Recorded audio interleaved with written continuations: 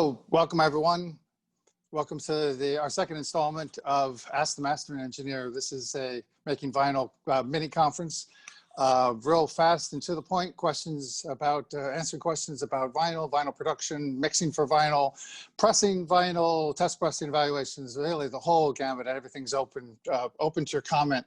And hope to get your comments and feedback. They'll be watching that as the session goes by. And you'll have an opportunity to upvote someone else's question in case you are also would like to hear about that. That will give us an idea that more of you are interested in that particular topic. I'm Scott Hull. I'm the owner of Masterdisk in New York, and I'm joined with some really special colleagues and collaborators here today. I think I'm just going to toss it up for let everyone do a little bit of do a really short introduction, and then we'll get on with my first question. Rinus, tell us a little bit about you. Hello, I'm Rinus Hooning. I'm a member of the staff in Holland. The firm is Record Industry. We have a studio, Artone, and I'm a recording, mastering, and cutting engineer. Excellent. Darcy? Hi, I'm Darcy Proper. I am a mastering engineer at Valhalla Studios, New York, in Auburn, New York. And interestingly enough, I don't cut vinyl, so I'm going to enjoy participating on this panel in a different capacity. Excellent. Looking forward to that. Rainier. Okay, I'm Maillard, owner of the Emil Studios. I'm a recording engineer, recording producer. We are doing a lot of direct-to-disc recording, so I dropped into the cutting area 10 years ago from the side of producing and mixing. Excellent, excellent. Let's begin with one thing that makes this interesting or a different group of people. We're trying to represent the European vinyl pressing and mastering operations here, even though we're based in both on multiple continents. I'm finding it to be somewhat of a universal market at this point. A lot of U.S. releases are being plated and pressed overseas as well as in domestic plants. And I'm curious what everyone's thoughts are with regard to how making vinyl in Europe is different, or maybe the process or the people are different in Europe versus the U.S. Well, I think especially in Holland, the way of making vinyl is not very different. It's worldwide the same. The only thing is the source is very important. We get sometimes sources which are not really high-end, really professional. So one of the important things is that customers send us high-resolution files, no DDP, 16-bit, but 24-bit files.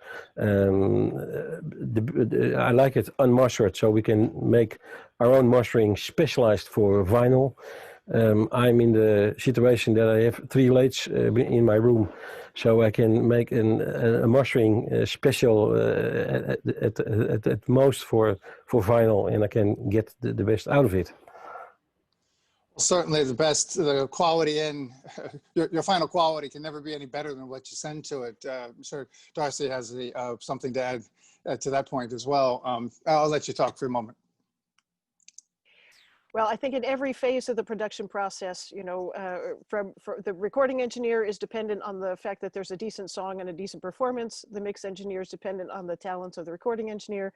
In mastering, even without vinyl as part of the equation, we're dependent on what we get for mixes. And then, of course, for mastering vinyl or cutting to vinyl, it's important that you either get something properly mastered for vinyl in the first place, or something that leaves you enough options that you can make, as the cutting engineer, the necessary adjustments to make a good translation to vinyl. So yeah, certainly high resolution is a big part of that, but good quality material with some dynamics still left in it, I think is another big part of that. Rainier, do you have anything to add? We're really just simply at the mercy of the labels, generally sending us whatever they can pull out of their catalog. many times we're going back, we're just shaking our heads. No, there's got to be a better source for a record that was, has been released and remastered now 16 times. There's got to be something better than a 16-bit 44.1 copy lying around. But since you're, you mentioned you're focusing on direct-to-disc, you've got sort of the ultimate experience there in taking live audio to the disc. Tell us a little bit about that. Yes, it's interesting because if you are using the lacquer disc as a master, as an original, you think only for vinyl, and so we use different setup of the microphones. Just last week we had a direct-to-disc recording with klezmer music, and we did it after a CD production. We did a totally different setup. Even the musician thought for the first time about the pauses, because normally the pause between two pieces is job of the recording engineer or mastering engineer, and with direct-to-disc is the job of the musician. And then they started to discuss, and then they decided, okay, let's make no pause. They made a medley. I think the challenge of vinyl or direct-to-disc is that we have a format with a special, and we can optimize the program for this carrier. Excellent. We have a question that has a user that has produced really high quality test pressings. He said, sound fantastic on high quality sound systems, but have distortion on lower quality systems. Rinus, I'm going to let you give us an answer on this one. Clearly, there's quality has to be measured by the playback device. Yes, distortion is a lot, of course, very big. Do we speak about playback distortion from a bad stylus or a bad cartridge? Is the cut a bit too loud? For that reason, we get distortion. Of course, we know that we have inner group distortion as much as we come inside of the lacquer. That's the most important job for a cutting engineer, to make always before the production lacquer, to make a test cut and look if it is how far you can go. We are in a luxury that we also have DMM. DMM is, there's a lot of people who talk about it's not for every kind of music good, but I like very much sometimes the DMM lathes. Darcy knows maybe what I'm talking about. Feel free to add, Darcy. Yeah, I've had to challenge Rinus with some extra long sides on behalf of my clients. One in particular was for a children's album, and that was the reason for not wanting to split it onto 4 sides. It was kind of a musical story, and DMM helped Rinus get a very successful cut for something that was a very long side. I think it was about 29.5 minutes, and of course the big ballad happens at the end, so that's on the inside. And nonetheless, very good quality, thanks to Rinus's efforts and his DMM lathe. Excellent. Quick question, kind of a quick answer here. Ed from Culture Factory wants to know how we can tell if a digital file is mono, or if there's any way to know if the original was from tape. There are very few really certain ways. Obviously, we test for mono. That's an easy engineering skill. Anyone that in the studio should be able to tell you that. But where the original came from can only really be discerned by the frequency response. We can only tell if it's gone to digital because it sometimes has a limited high frequency response. Not much more I can tell you about it. It's a challenge for us. Documentation seems to be poor really across the board. So we have to use our ears usually to tell if one source is better than another's. I'm sorry, folks, I went ahead and answered that because I thought it was kind of a simple, straightforward question. Pressing factory question. Somebody wants to know what the turnaround time is for making a 45. It's kind of an open question. I think every plant's a little bit different, but does anybody, I guess either one of our, Rainier, would you maybe give them an idea of how long it takes to go from say a mastered file to pressed 45s? Does anybody want to jump in on that? Sure, Rinus. Well, at the moment, and it is a bit of a crazy year this year about the corona, the COVID virus. In April, nobody start orders for vinyl, and when the coronavirus was really more heavy in America and Europe, then people stay home, and what happened? They ordered vinyl online, so all the warehouses are empty, and we have so much orders now. We cannot handle it. So the leading times is the leading times are very, very, very long. I think it's 2 months for a middle time for the order. Yes, we've noticed that right as we came out of our lockdown period in the U.S., the number of orders and the vinyl interest in vinyl surged, and a lot of people playing catch up. It's interesting how our buying habits all globally changed in a month or 2 month period. We're buying bicycles and toilet paper and all sorts of things. Didn't mean to leave you out of that. Do you have any comments? Do you have any thoughts on that? Anyone else?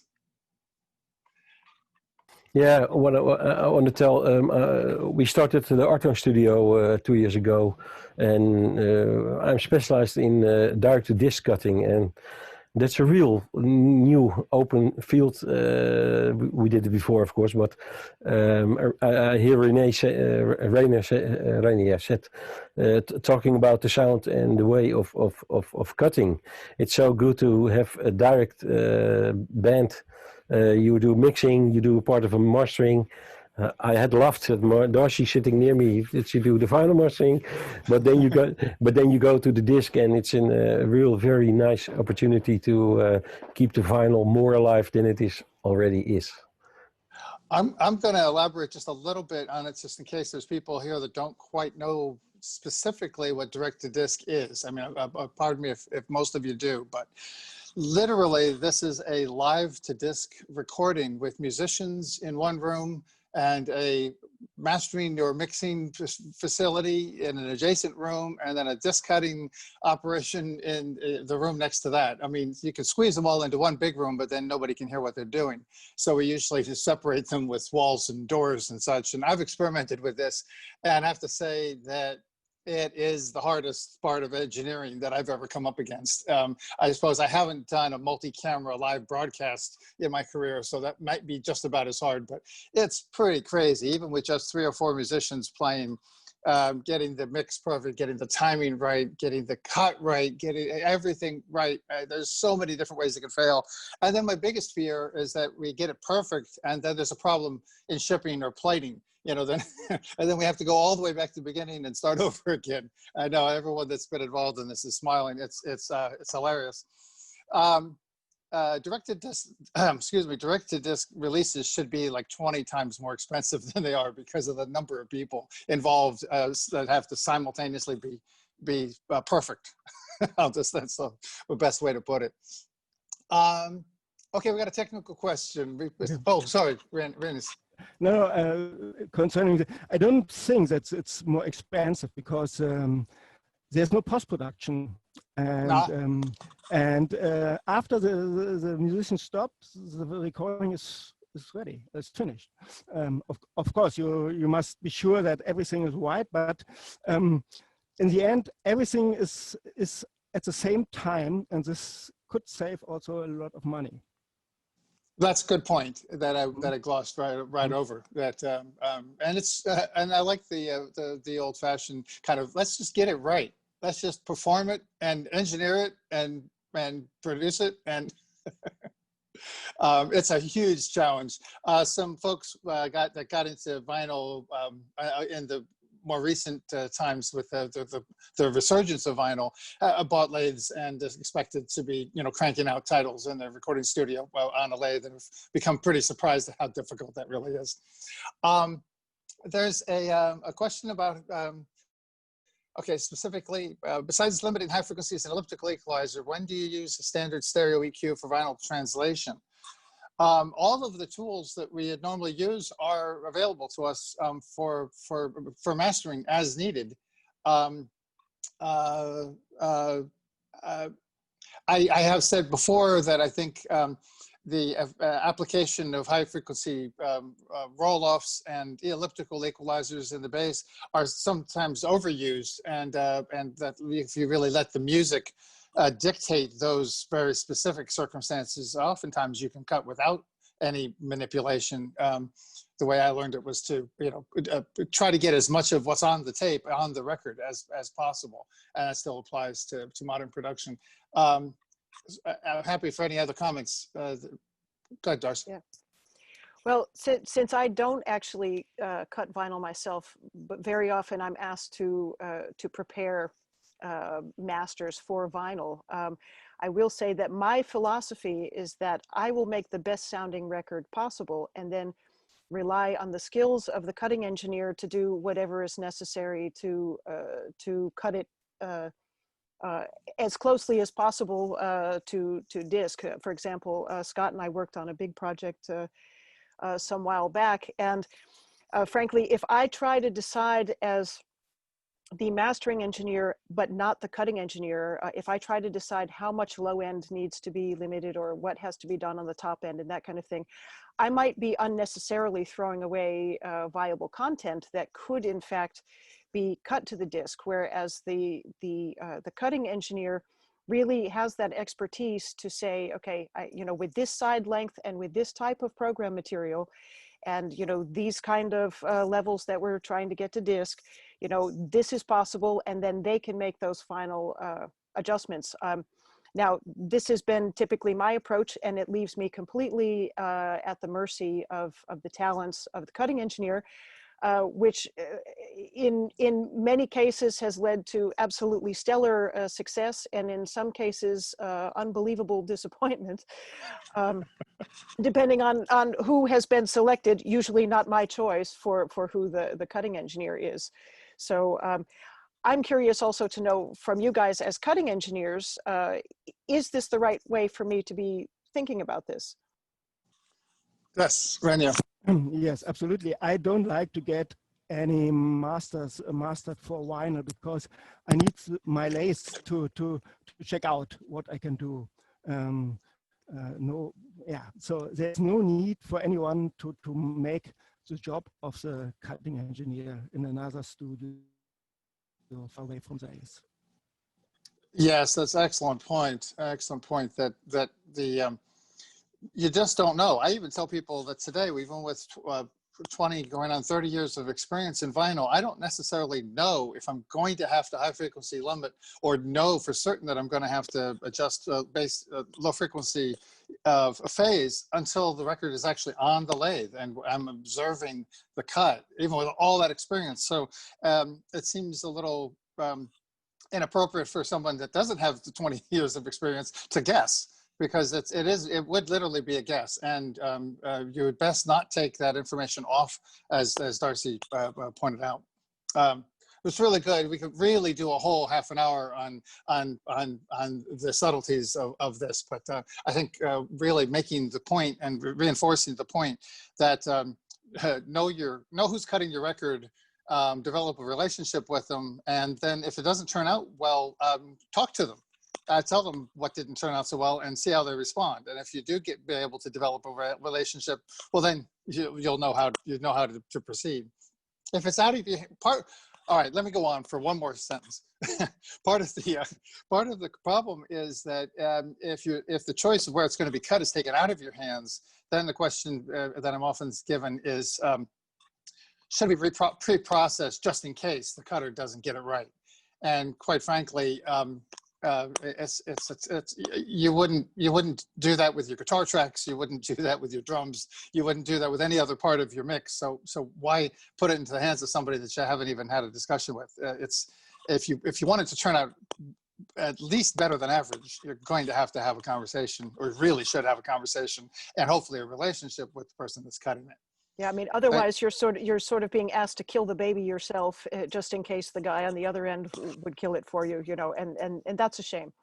Yeah. That you know, if you can find a way to get in touch with the cutting engineer and have a conversation, sometimes just making that contact does make a big difference, you know, because there are certain places where projects come in and I really have the feeling that, you know, they're just given a list of projects to cut that day and they don't have any real personal investment in that project. And just if you can pry the information out of the folks at the label, or you can pry the information out of the folks at the cutting facility, and you can actually make contact with that human being on the other end of the line, once they have a little bit of pride at stake, you know, once their professionalism is engaged, you know, you can very often get better results than might otherwise have been possible if you were just another number in the queue, so to speak. Yeah, communication is really vital here. I want to say something. Darcy's right. For a cutting engineer, the best way to make a cut is from a very good master. When you have to do too much, you need 6 hands, which you don't have, and that's not the way of cutting. When a mastering engineer makes a master for vinyl, I know somebody who can it very good, then they leave the last part for the cutting engineer, like the interface problems in the low frequencies. That's for the cutting engineer, but the sound is for the mastering engineer. So the mastering engineer for vinyl makes the master most of the important fit. They make the sound, and the mechanical things is for the cutting engineer, and that's the way we can work very good together. Right. Couple quick questions about mastering from tape. One was, is it harder to master from tape than, or cut from tape than from digital? And someone wants to know about the steps of mastering and cutting. I think we've got a lot of, now we've developed a number of questions. I'm going to direct that second question to my website, where I have the steps of making vinyl is four steps of making vinyl. If we have a chance, I'll come back to it, but you can certainly find that information out on our websites. Let me just see. What is the best speed for 7-inch, 33 or 45? Well, it will depend on the duration, but sound quality wise, absolutely 45. It's almost impossible to get a good sounding 7-inch at 33 RPM. There's just not enough material. Happy to elaborate on that, but I think that's kind of pretty well known. Okay, so how far into the inner part of a record can you go when cutting? I heard of a record that had a hidden track in the center label on the paper. Have any of you tried this? What do you think you could get away with to have good sound quality?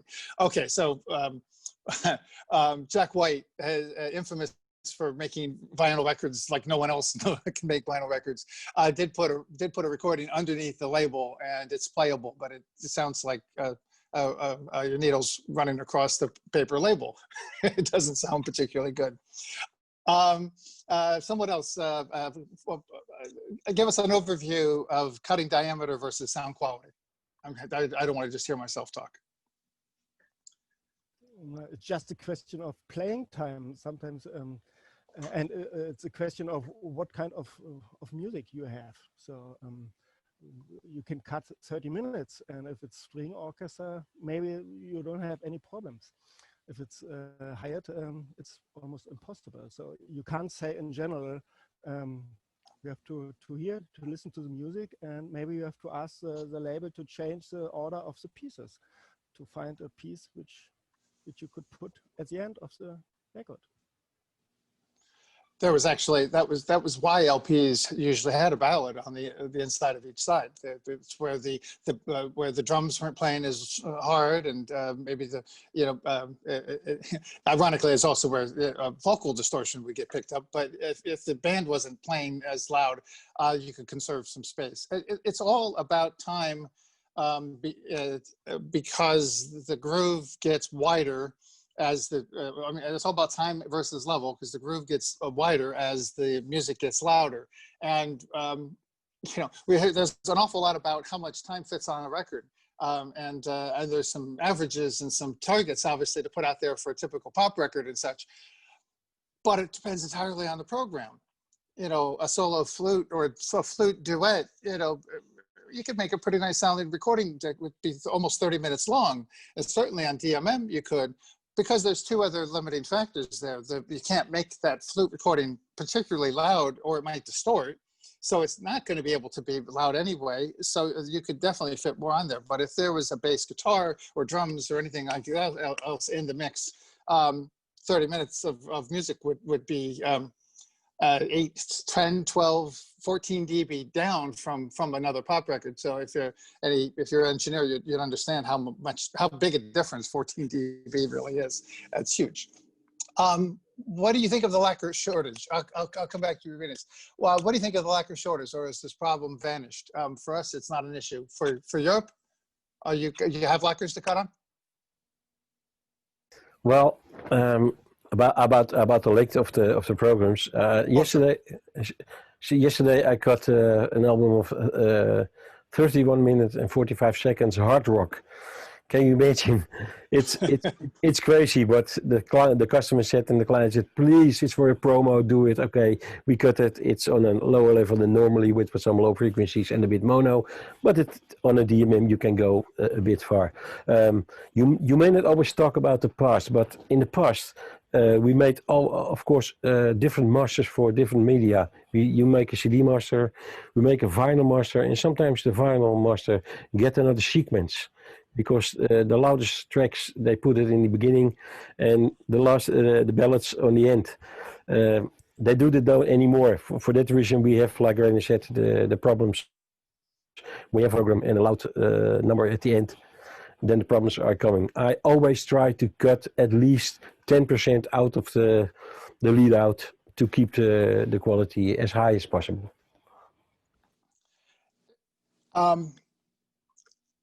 An engineering question for preparation for cutting. What's the targeted level or DBFS level for disc cutting? Darcy, I'm going to toss that one to you because for all of us, we're dealing with this, but for us, it's much more a matter of content than it is of an actual level. Yeah. With the loudness normalization and with the resurgence of vinyl, it's both have actually had a positive impact, although, you know, it's been slow in taking hold. You know, people still want their record to be as loud as possible.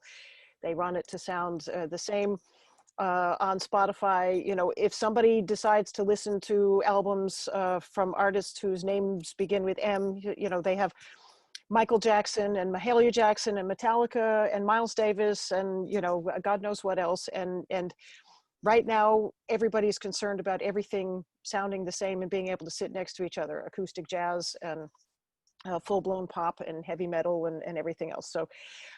So that's a tricky business at the moment. But with the normalization and the resurgence of vinyl, there has been some argument for us as mastering engineers to talk clients into going a bit more dynamic and a bit less loud.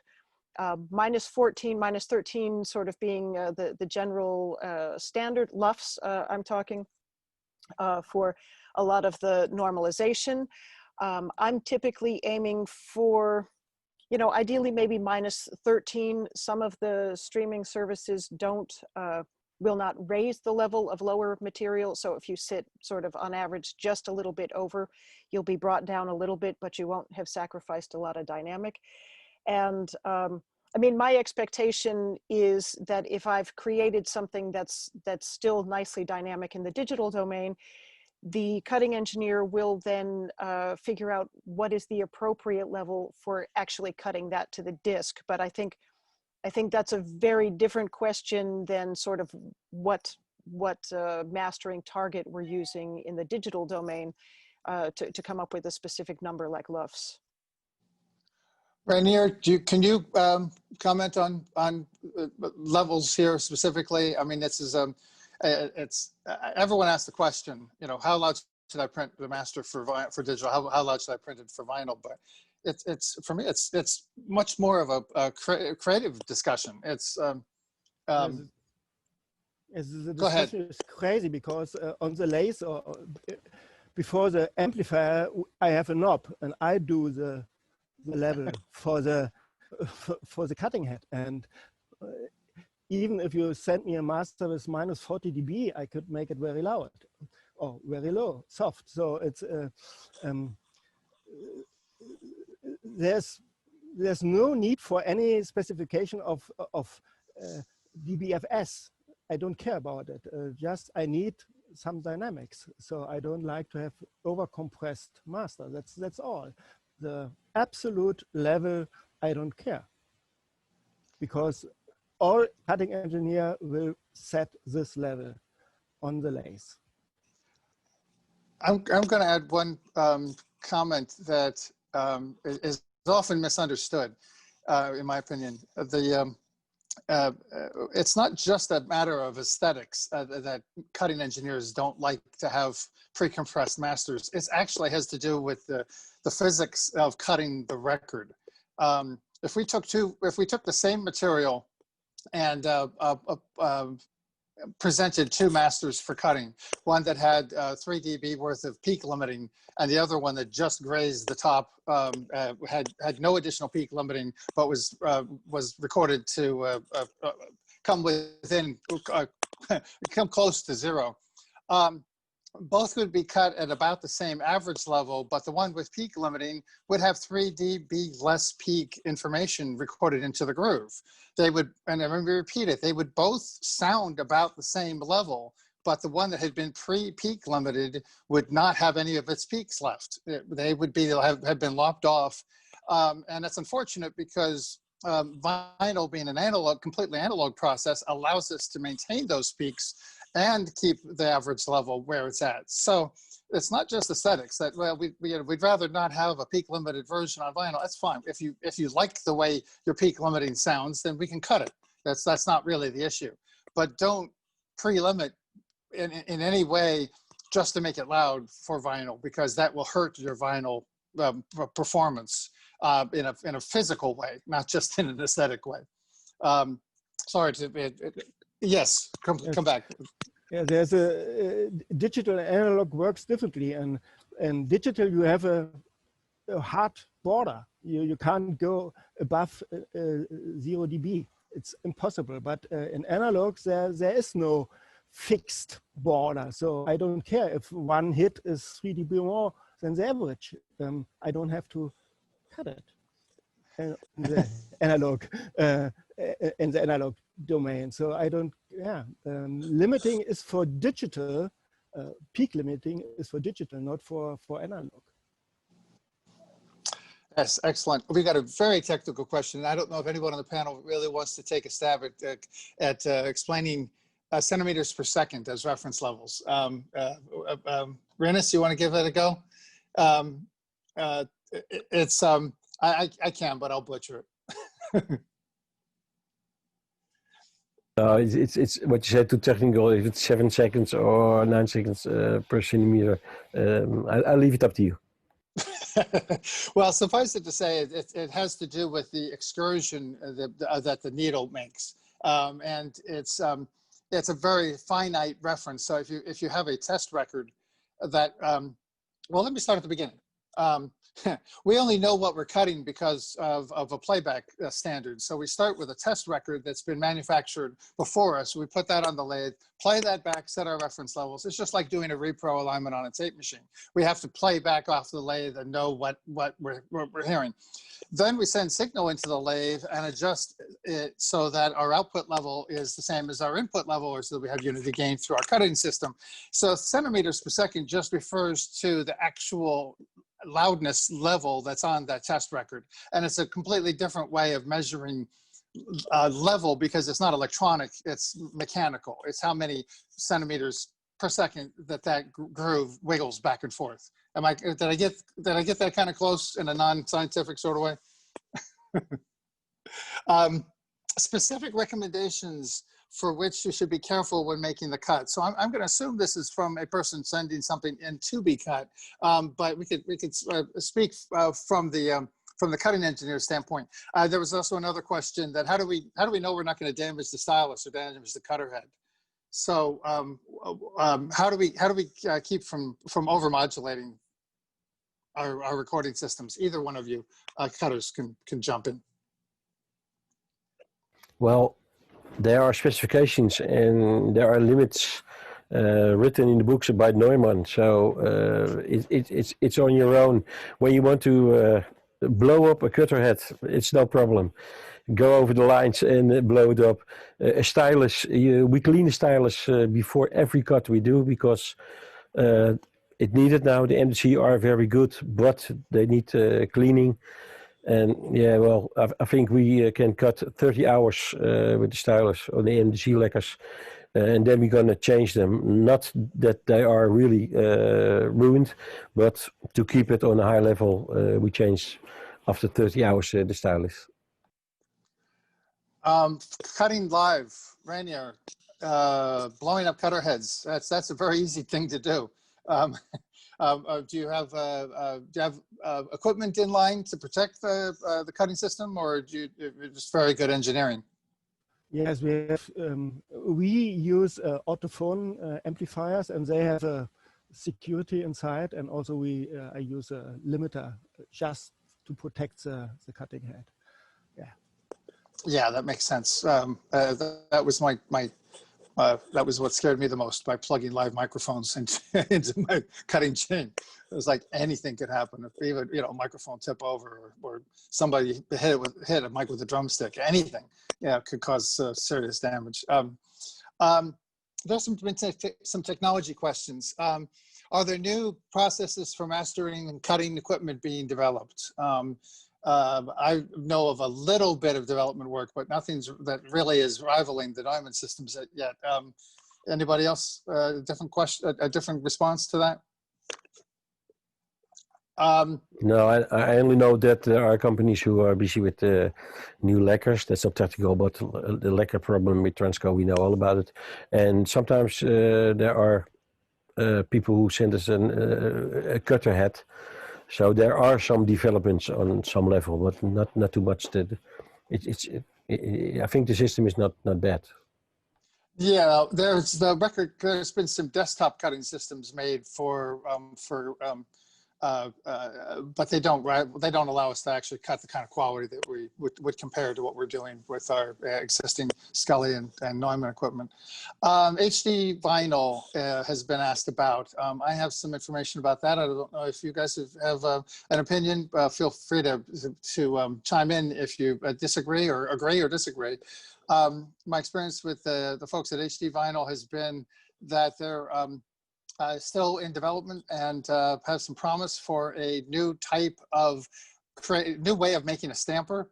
And it's there's a lot of opinions either way on this, and I'm waiting to hear final results and anxious to see what they can achieve.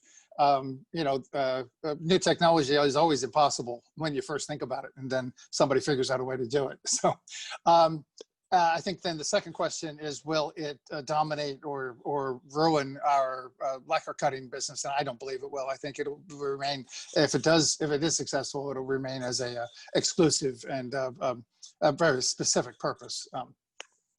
Do either of you from Europe want to chime in on that? Well, I've also had some interaction with the folks from HD Vinyl, and they seem to have a very good idea. Still waiting, for further updates on that. But I agree with you. I think I don't think that's going to quickly replace the current sort of industry standards way of doing things. It can be part of a nice niche market, and they're doing a lot so far, but they still have some way to go before it becomes a real practicable work method for most folks. Excellent. Give me a second here, because I think we've got a particularly good question. It's often asked about deep cuts with regard to 12-inch 45s, and there's definitely some misunderstanding about that. But there's some advantages certainly to short sides at 45 RPM. Rinus, just give us a little bit of background. Let me read you the question. We like to use lacquer for our cuts at 45 RPM 12-inch. And I'm curious if the groove width on the lathe can be increased to facilitate more headroom for the low end. And does this even help for the mastering engineer to increase the cut's loudness? So yeah, Yeah. A lot of people think that how shorter I make the audio, how louder you can cut. But of course we know the same. We have a limitation until the circuit breaker said enough. It's too much. So it's. I always try to say to people there is a level you can get a level and that's the border. It's not if it is long or short. You cannot cut louder than it is. The frequency response is important. So the strange thing is that they think when it is 3 minutes you cut on plus 20. And that's a problem. Certainly, there are several limiting factors. I'm not speaking about limiters, but the things that cause us to have to reduce the level. One obviously being length, the second being bass content that causes out of phase bass content that causes the groove to get too shallow. Or to overcut and to lift out, and then others about high frequency response being too great and causing distortion. So each one of those limiting factors has to be taken into account when you're deciding how loud to make a record. So a 3-minute 12-inch can't be that any louder than it can be without having negative issues, without it distorting, without it skipping. But the groove depth issue is misunderstood because it's been marketed as deep cuts, and that somehow is better. But it doesn't change the frequency response. It doesn't allow for more bass, but it does allow for a little bit more bass phase information if you set up your basic depth to be deeper. But then you run the risk of cutting too deep and striking the aluminum base plate that's underneath, and that ruins your day as you have to then replace the stylus end and go through a whole alignment process again. Besides of that, sorry, Scott, pressing very deep grooves is a problem because you have to fill that kind of grooves, and there's no need to make it such deep as you say. That they want to have, and I think it's have to do with more loudness and that thing. But no, it's more a problem than it is solving. Good. There's been a couple questions following up on the questions of preparing masters for vinyl and using reference recordings I'm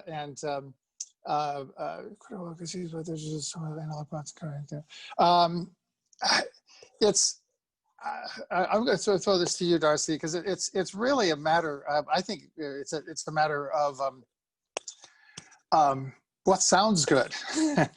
When I think about vinyl, I think about late 1970s, early 1980s, and what that music sounded like, and how it sounded really great on vinyl. And for me, if a mix achieves that, then it's going to sound great it's going to be easy to cut. It's going to cut well and such. But how do you deal with how would you suggest they deal with material that's not Music City, from Detroit in 1978, a modern recording and translating that to vinyl? I'm not entirely sure that I'm quite following the question, but I think, I think with any mastering, whether it's for a digital release or for vinyl, when you get something in that's less than ideal, you are obviously aiming to bring forward all the good characteristics and hope that in the process will help to push some of the flaws to the background. Correct what you can without destroying the intention or the sound of the music. But like I said, I'm not quite sure I got the gist of the question. It was the questions were regarding how do we know what's going to cut well and not. And obviously, you're not a cutter, but you have to have some working knowledge about what you think is going to work well or not on the vinyl. We had a project that had ridiculous bottom end that we worked on together. That I'd have to say it falls into the category of like crazy bottom end. But it was very important to the production that as much of that be maintained as possible. And we were both surprised at how much integrity we could actually get with that record, and have it translate and have it play well. So that's well, then I have to say yeah, that particular project, it was a very impressive project. It was an orchestral album by a band that normally does not do orchestral material, but does very dramatic material. So it had a massive dynamic range, and we knew going into it that the challenges would be that the vocalist prefers quite a bright vocal sound. So I was doing my best in the process to limit the sibilants without making him sound like he has a lisp, because it's always good if you can hear the S's. But on the other hand, it shouldn't be too much, because we know that sibilance is an issue cutting to vinyl. And it had this massive low end that was, all of the low end instruments of the orchestra, timpani, basses, times, about 100 for what you would normally expect. And I was very dubious about how they would get a decent cut to vinyl.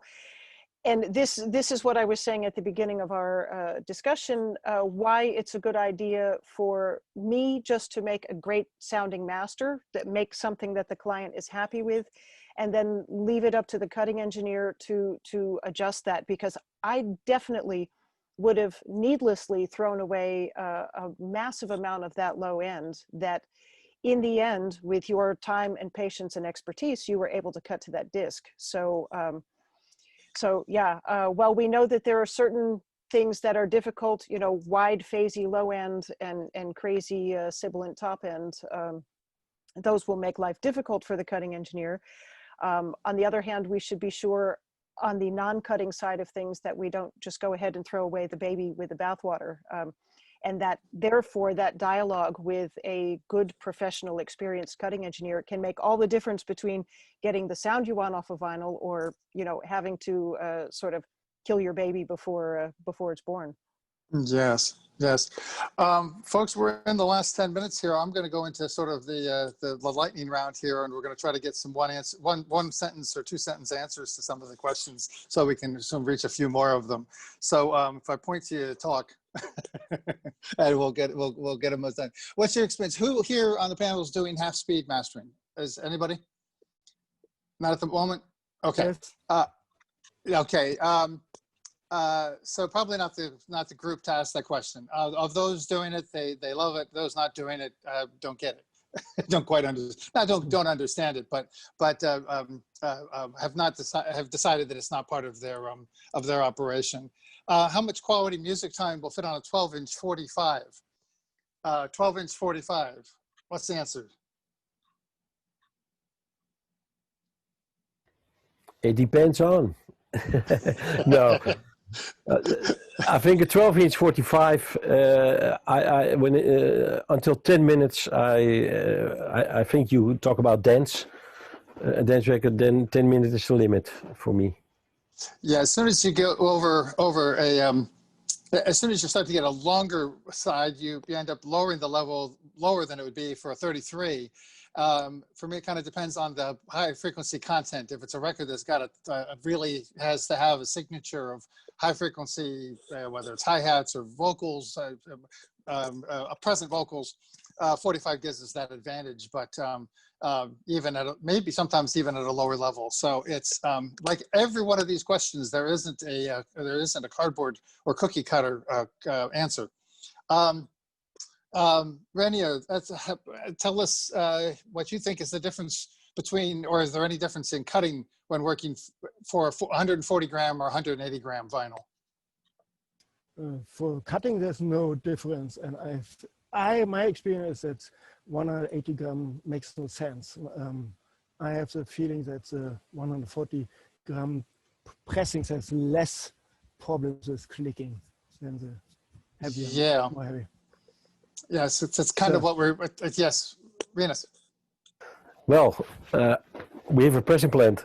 I can tell you that 180 gram record is still have is still some better than 140 grams. And 180 grams record is more stable than 140, 120, and especially when you're playing in a loud ambience with loud music and you have a little bit, you always have a bit more warping. It's not much, but there is always a bit more warping on 120, 140 than 180 gram. So it's real stabilized on the turntable, and that's, you can make a measurement that on that way it's a better way of playing a record on a turntable. I have one little comment to toss in. I think what's interesting is that the consumer sees the sticker, and I think the consumer perceives there to be a higher quality. And I'll suggest that 180 gram projects take a little bit more time in quality control, spend maybe a little bit more money on high quality cutting, and probably reject a few more stampers than a lower cost project. So you might actually end up with a better product, but it's often a function of better quality control, not entirely. I don't disagree with Rinus' statement about the stability, but I'm saying there's the consumer might notice an improvement in quality that isn't necessarily because of the increased weight. It might be due, certainly from my experience, due to almost twice as much time spent in quality control.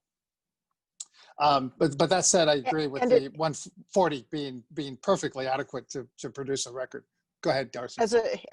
Purely as a consumer, it does feel really nice to pull that 180 gram disc out of there. And that's what we're talking about.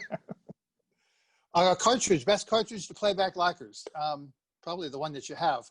But which one would you use to? In our particular mode, so we don't listen to records the way consumers listen to records. We listen to records looking for problems and trying to identify what the problems are. We want a cartridge that doesn't make everything sound pretty, but tells us when things don't sound good. So we have a couple standbys. My shop, we have 3 different cartridges that we listen to a project on. Probably on all 3 of them to get a best idea of what it's really going to sound like. One's a consumer, like a good consumer grade. One's a very, very good high-end cartridge, and another is a workhorse that's actually on the lathe, which we need for level matching and such. I see my other 2 cutting colleagues are nodding.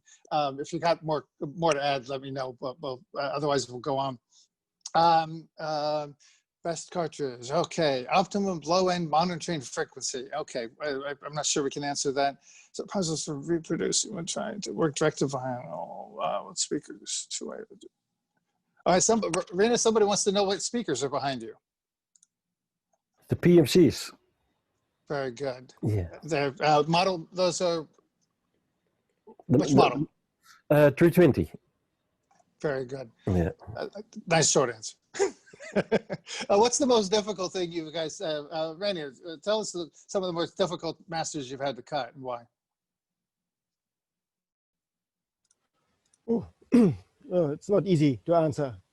In the end, you can cut everything. You have just to find the solution to cut it. That's what the definition of engineer is. to find a solution. I like that answer. I didn't mean to interrupt you, but I like that answer. I had a solo clarinet recording that was agonizingly difficult to cut, and it should have been easy, but it was not. And we had to make several attempts. Anyway, it's a very long story. Somebody wants to know more about DMM.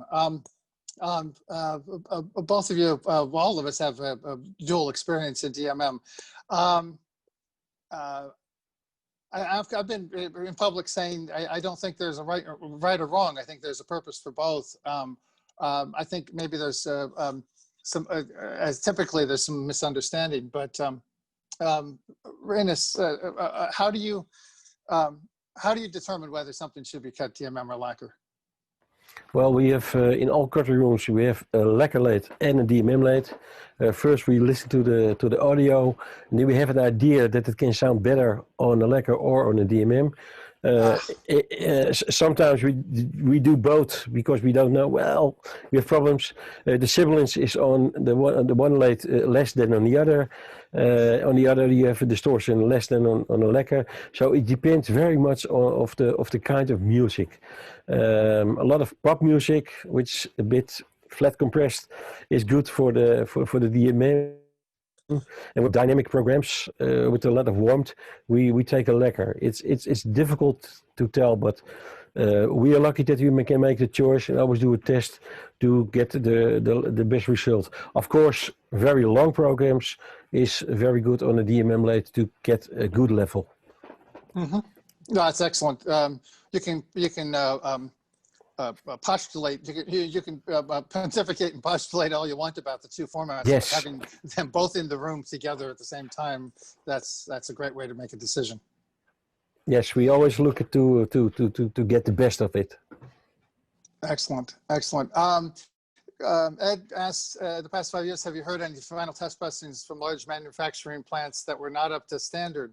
I'm going to say we could expand that question. Have we heard test pressings from any plant that weren't up to standard? And I think it's such a manual process. It's such a handmade process that any one particular part from any particular plant could have a failure, and it's all really going to come down to how much time was spent in quality control at the plant, in my opinion. But record plants, you know, what do you think? Well, again, I'm proud that I work on a very big company at Record Industry, where we have a full professional QC department, where I'm head of it. We do on every process we have quality control. In the galvanic department, in the pressing hall, at the finished product. So we constant control and check our product. And besides of that, it's important that you use in every department the best material, because when we cut with a very good master of Darcy, I cut it, and when you press with very bad material, you never can get good record. So an expensive recording, an expensive cutting deserve a good pressing with top press material. That's what we're going to do, because the vinyl must be outside on the best quality, which is possible.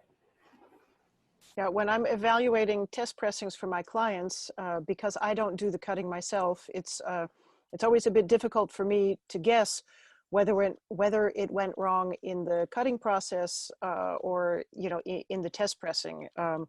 So that is one of the tricks. It can be that it was a great cut that somehow went wrong in the test pressing process, or it can be that it was perhaps a less than inspired lathe operator who did the cut in the first place. So it can be a little bit of there's a difference between a cutting engineer and a lathe operator, in my opinion.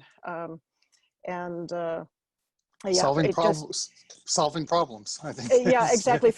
Exactly. The time and energy and the expertise they put into solving the issues before they reach the client is the big difference. And it can be difficult on the receiving end to figure out exactly where the problem lies. So, I couldn't say for sure that the issues I've encountered were entirely due to the pressing process. They may have been rooted earlier in the process than that. It's my opinion that it's impossible to really know without repeating the process and trying it again. And even then you get different results that don't necessarily help you correlate what the actual cause is. As my other cutting colleagues have mentioned, we just do the very best we can. We take the best quality lacquer we can. We keep our cutting system aligned and cleaned and checked and aligned again and then cleaned again. we just do the very, very best we can, and then we send it out and it's plated, and then we find out how well we did.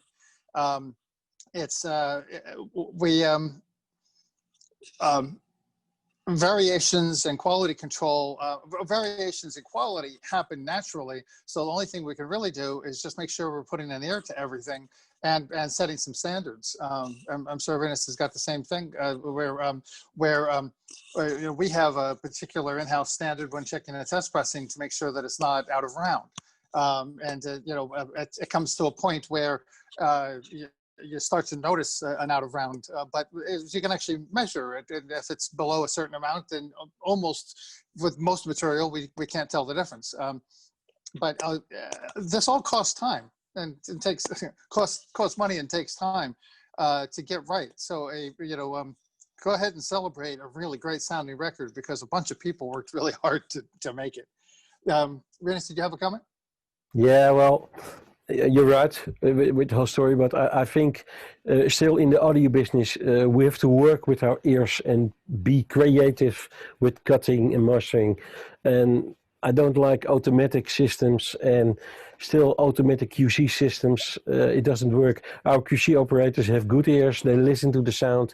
And when they say, yes, this is a good record in all facts, then we send it to the customer. And you can make measurements with a lot. Of course, you must make sometimes some measurements, but it all depends on the ears. It must have a good sound. And when a record plays well, we send it in the world. Here's a good wrap-up question. What do you see for the vinyl record industry in the near future? Do you think it will continue to steadily grow? I'm just been looking around my camera to see the text. What do you think it will grow, steadily grow into the future? Let's let everybody answer that one, and then we'll do our wrap-up. What do you? What are the trends continuing to grow, and people's involvement here, or are we seeing that flatten out? Let's start with Darcy, and then we'll come back around to the guys. More and more of my clients are still, you know, still interested in having vinyl masters. I'm hoping that at some point that will expand their budgets a little bit to allow, you know, if they want to push the digital master a bit further than I would normally recommend. I would like it if their budgets could include the chance to print it again, you know, specifically for vinyl, keeping a bit of that dynamic range that maybe we threw under the bus for the digital version. But in any case, the enthusiasm for vinyl is there, and I do rather expect that to continue. Rainier, what's the future look like for you? I don't know. I like vinyl because it's an analog product, and nowadays everything goes digital, and we have still an island analog, and it could be totally analog, 100%. I'm fascinated about this in modern time, and even for the future. And Rinus? Well, I think it should take very long that vinyl is going out. I think it's never go out. If there is a grow, no, I think it's a stable market which stays. If you remember, in '48 the first 12-inch LP was pressed more than 70 years ago, and there is no other sound carrier who takes a longer time than the album. So I think whatever happens in the world and what comes with digital streaming or whatever, vinyl is staying is stable and stays for years and years and years. I think if COVID-13, good Lord, COVID-19 continues, don't know where my brain was. If it continues, I think there will be an even bigger resurgence than expected in vinyl, because people are sitting at home. And, you know, if there's one inconvenience with vinyl, which I find actually a positive aspect of it, is that you have to stay somewhere, you have to be in a place, you have to engage, you have to sit down and listen, and 20 minutes later, you've got to flip the record over to continue. And it's a bit like the experience of, you know, if listening to digital files in your earbuds as you go about your life is like doing the drive-through at McDonald's, then listening to vinyl is like sitting in a nice restaurant, you know, taking the time to invest your evening in some great food in a great place. And the great thing with vinyl is that it requires that investment of time. You have to sit and you have to engage in that listening. And I think with so many people housebound, that's going to continue. Well, this is, I think, probably time to wrap up. We've met our hour, and we haven't completed all the questions. For those that have sent in questions that haven't been answered, I'll attempt to send some answers, some brief answers to them. If anybody wants to follow up on what they've heard, I really recommend that you look up these each of these people on their websites, their contact information. Brian's going to include that in some information, meta along with the along with this video, and it's also going to be posted at a later time within a few days, so that you can share it with friends and review if necessary, as necessary. But this group of people really are are representative of a relatively small group of people worldwide that really care about the sound quality of vinyl. Really put a lot of effort into making vinyl that really matters. So for me, the answer to the question is, what's the future of the industry going to be? As long as we keep making really inspiring vinyl, it will be endless. I think if the people's desire for it will continue, and it's a format that's kind of complexing, confounding, interesting, and all of the different ways. But I think people's interest will remain as long as we don't lower the bar too low. I think one of the things that we really have to be careful of is that the rush to produce product, just like happened in 1985 and 86 and 87, when there was a rush to make CDs, to get CDs on the shelves. The people were making ultimately decisions to reduce the time and quality to get the product on the shelves, and there was a huge backlash at that point, and a lot of it actually spawned a whole new realm of remastering as we went back and tried to gather the audio back together and make a better sounding recording. So don't just make vinyl for the sake of making vinyl. Make vinyl that sounds great and is inspiring, and people will buy it and cherish it, collect it, trade it, do all the great things that they do with records, and it'll still be around. If it's taken care of, it'll still be around in 40 or 50 years. So that's the other remarkable thing about it, which we can't say about the early digital audio formats that are disappearing from the face. I want to thank everyone on the panel so much. Rinus, Rainier, Darcy, for joining me and for fielding your questions and having a good sense of humor about the whole thing. And I want to let everyone know that Making Vinyl, sponsor for this presentation here, is going to have a virtual conference December 2nd and 3rd. Keep an eye out on the makingvinyl.com website for more details about it, but it's sounding like it's going to be a lot of fun. It's going to be different ways that you can hook up with manufacturers. They're going to, and different ways to view discussions like this one, as well as ways that you could hook up one-on-one with different people in the vinyl making community. So really looking forward to seeing what Brian and his crew come up with for the Making Vinyl virtual conference in December. I